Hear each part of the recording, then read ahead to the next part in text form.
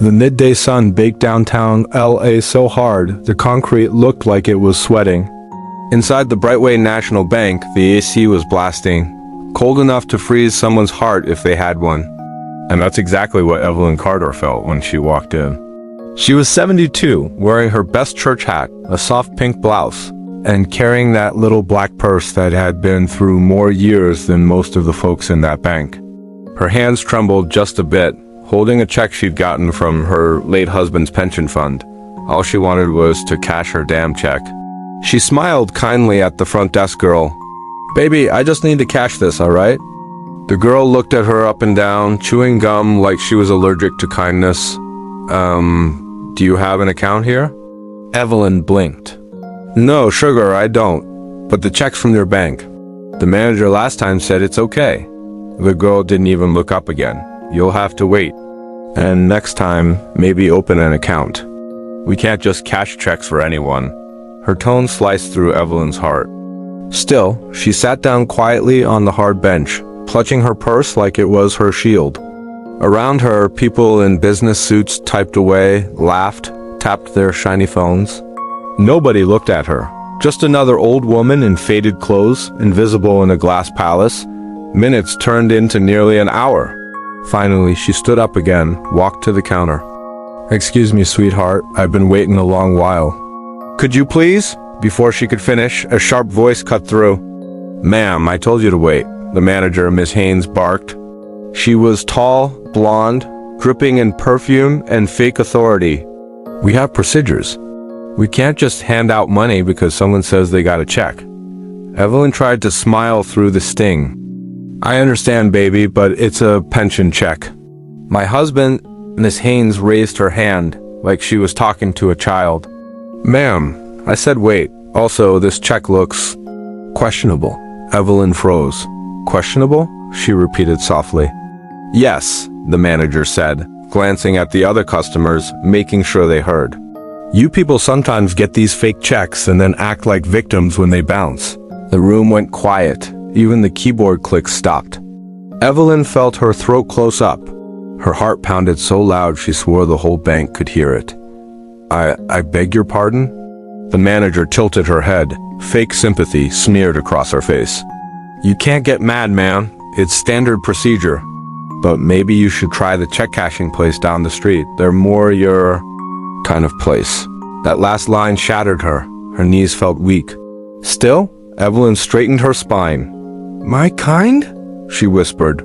"You mean folks who ain't good enough to be in your bank?" "Ma'am," the manager said flatly, "I'm just doing my job. Don't cause a scene." And that's when it happened.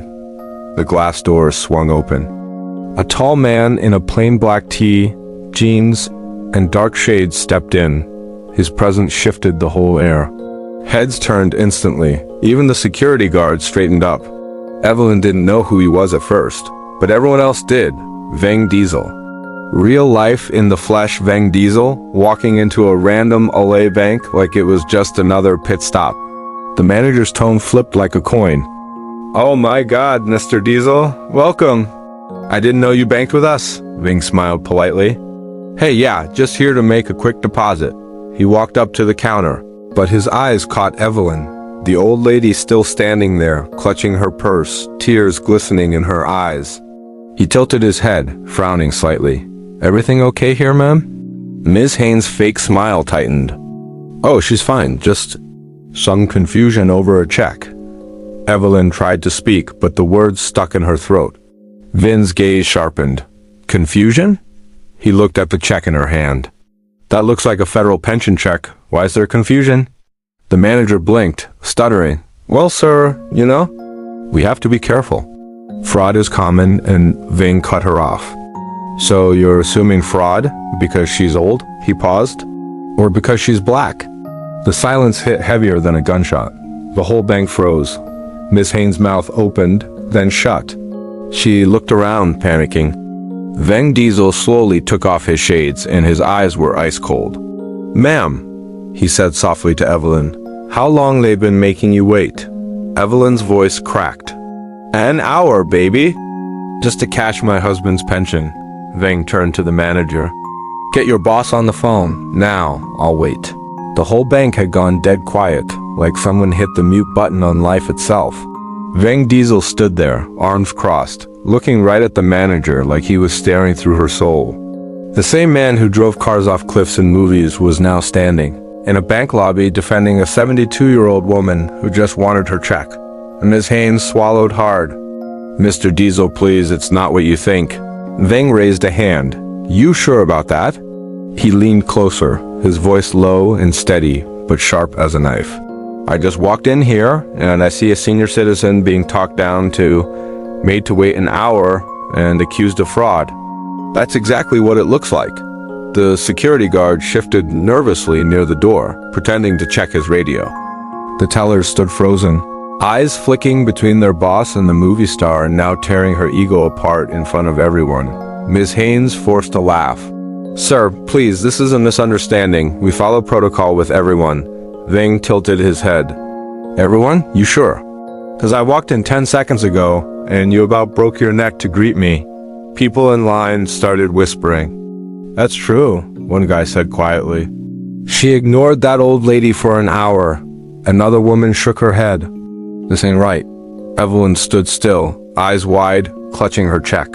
Her voice trembled. "I didn't mean to cause trouble, baby.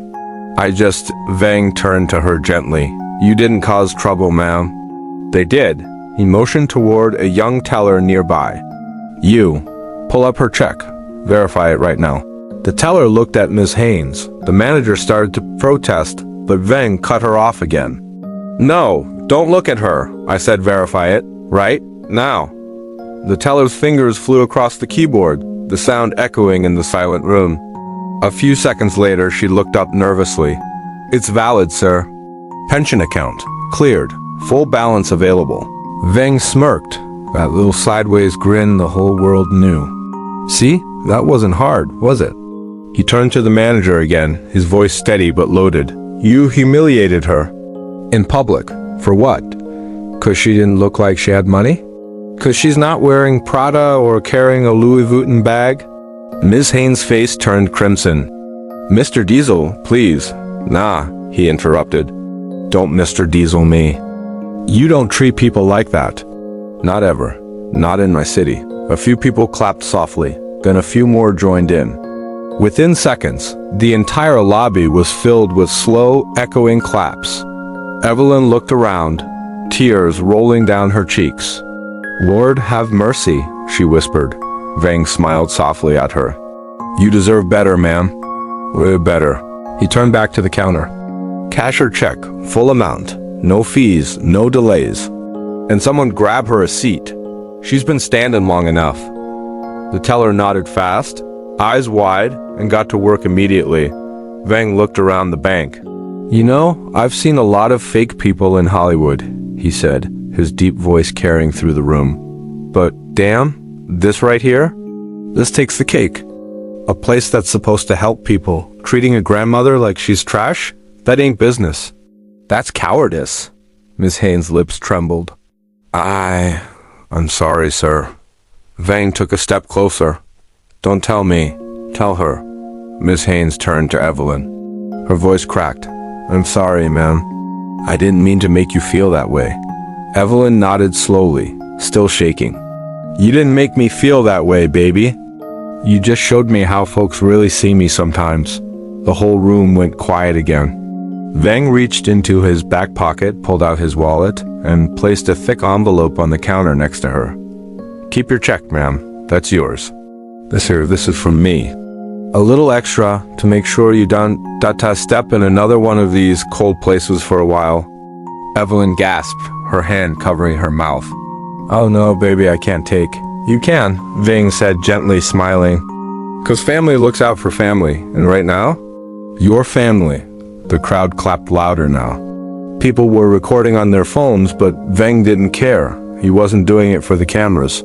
He was doing it because somewhere deep down, he'd seen his mama in her. The teller finally handed Evelyn the cash. "Here you go, ma'am." Veng nodded. Now that's how it should have been done the first time.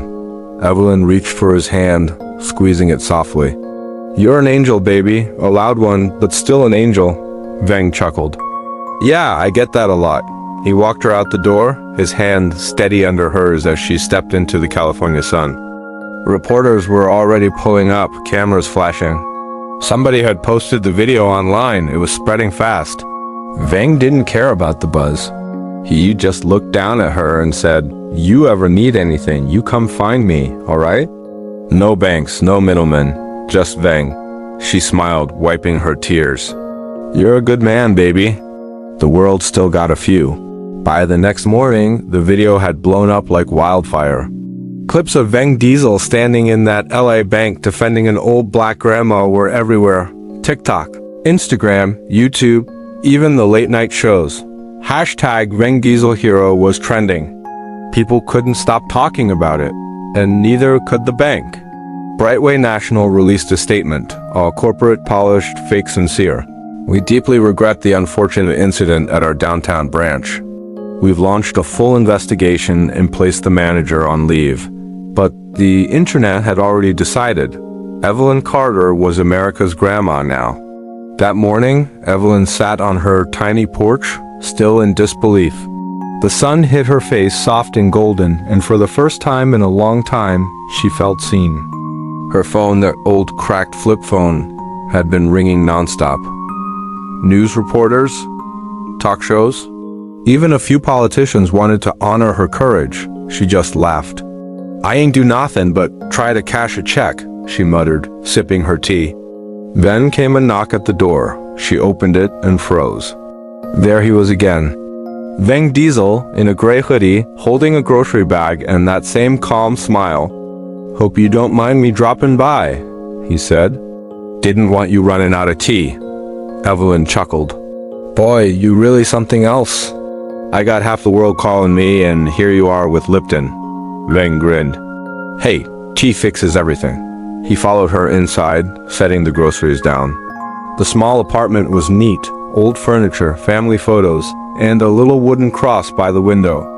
"You okay after all that craziness?" he asked. Evelyn nodded slowly. "Yeah, baby, just tired. Been fighting my whole life to be treated decent." "You'd think folks would learn by now." Ving leaned on the counter, quiet for a moment. "People learn slow. But when they see it, really see it, it hits different," she smiled. "Well, you made 'em see, didn't ya?" Ving chuckled softly. "Nah, you did. I just turned up the volume." Then he handed her a thick white envelope, not cash this time, but paperwork. "What's this?" she asked, confused. Ving scratched the back of his head. I called a few folks. One of my buddies at a housing foundation owed me a favor. That's the deed to a new house, fully paid off. Has a little garden, close to your church. Thought maybe you'd like that." Evelyn gasped, her hand trembling. "Oh, Lord? You ain't serious." "I'm dead serious," Vang said softly. "You deserve peace, not pain." Tears welled up in her eyes. "You didn't have to do all that, baby," he smiled. "Yeah, I did. My mama raised me better than to walk away when I can help." She wiped her cheeks, trying to laugh through the tears. "You something special, Vin Diesel," Vang grinned. "Don't tell nobody."